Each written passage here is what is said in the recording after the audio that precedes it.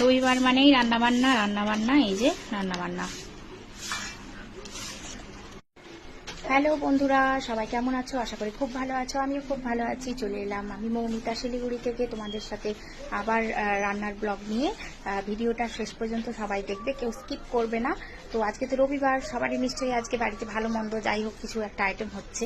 তো আমার আর আইটেম কি, প্রতি রবিবার যা হয় তাই। তো চলো দেখে নিই আজকে কি। তো ভিডিওটা কিন্তু সবাই শেষ পর্যন্ত দেখবে।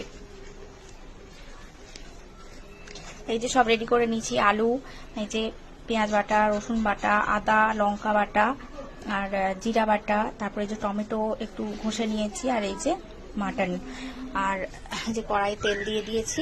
এখন আমি আলুগুলো ভাজা করে নিব। তো চলো রান্নাটা শুরু করে দিই। পুরোতে নুন হলুদটা মাখাতে ভুলে গিয়েছিলাম, তাই এই যে এখন দিয়ে দিলাম। আমি আলুগুলো ভেজে নিই তাড়াতাড়ি করে, আমার ডিউটিতে যাবে। সবকিছু রেডি করে নিয়ে বসলে রান্নাটা তাড়াতাড়ি হয়ে যায় একটু, তাই আগে সবকিছু রেডি করে নিয়েছি। আর খাসির মাংসতে একটু বড় বড় আলু না হলে ভালো লাগে না। আমার হাজবেন্ড তো আলু পছন্দই করে না মাংসতে, ও শুধু মাংসই রান্না হবে। আমার তো একটু আলু লাগে, আমার মেয়েরও আলু পছন্দ, তাই আর কি একটু আলু দিয়ে দিলাম। একটু বড় বড় করে কেটেছে, আর বড় বড় আলু না হলে ভালো লাগে না। আমাকে দেখে নিশ্চয়ই বুঝতে পারছো কি হারে আজকে গরমটা পড়েছে। দেখো কি অবস্থা, চারিদিক থেকে ঝরছে। রান্না তো করতেই হবে, কিছু করার নেই। এলাচ, দারচিনি, শুকনো লঙ্কা, তেজপাতা দিয়ে দিলাম। কালারের জন্য একটু চিনি, পেঁয়াজ বাটা। আমি পেঁয়াজ কুচি করে দিই না, একবারে বেটেই নিই। আলুটা ভাজা হয়ে গিয়েছিল, দেখানো হয়নি। এই যে এখন রসুন বাটা, সব মশলাগুলো দিয়ে দিই একটা একটা করে। আদা বাটা আর লঙ্কা বাটা। আমরা বেশি ঝাল খাই না, তাই দুটো শুকনো লঙ্কা দিয়েছিলাম।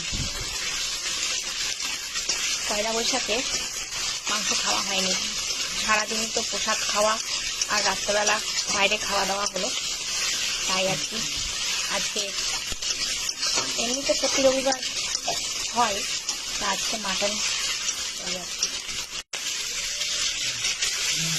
টমেটোটা দিয়ে দিলাম, একটা কাঁচা লঙ্কা দিয়ে দিই, কারণ কাঁচা লঙ্কার একটু টেস্টের দরকার।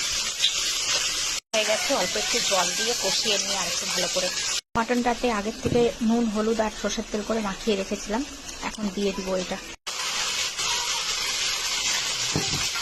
এই যে মশলা দিয়ে কষা হলো, এখন এতে জিরা বাটা আর এই যে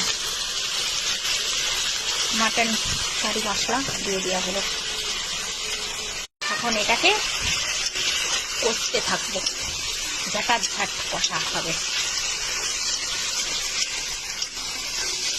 এই যে এদিকে গরম জল, কারণ মাংসতে গরম জল না দিলে না, ঠান্ডা জল দিলে অত বেশি টেস্ট হয় না ভালো।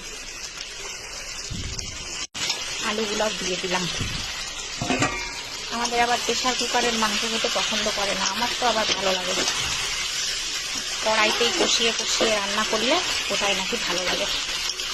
তো যেমন খাই তেমনই করতে হয়। কষতে কষতে হাত ব্যথা হয়ে গেল আমার, তবু প্রেশার কুকারে খাবে না গো, কষতেই থাকি। তো এই যে কষাকষি কমপ্লিট, সবাই অস্থির হয়ে গেছে। এবার পর্যন্ত ভাতের থালা নিয়ে বসেই পড়ছে, আর এই যে কষা খেতে বসে গেছে দুজনে। দিলাম যে ঢেলে জল ঢালা হয়ে গেল। এবার এটা ফুটে গেলে নামিয়ে দিব। এই যে ঝোল টকবক ফুটে গেছে, হয়ে গেছে রান্নাটাও। এখন একটু গরম মশলা ছড়িয়ে দিয়ে নামিয়ে দিব। এই যে কমপ্লিট। ধৈর্য ধরে এতক্ষণ ধরে ভিডিওটা দেখার জন্য অনেক অনেক ধন্যবাদ। চলো তাহলে আজকের মতো এখানেই শেষ করছি, টাটা।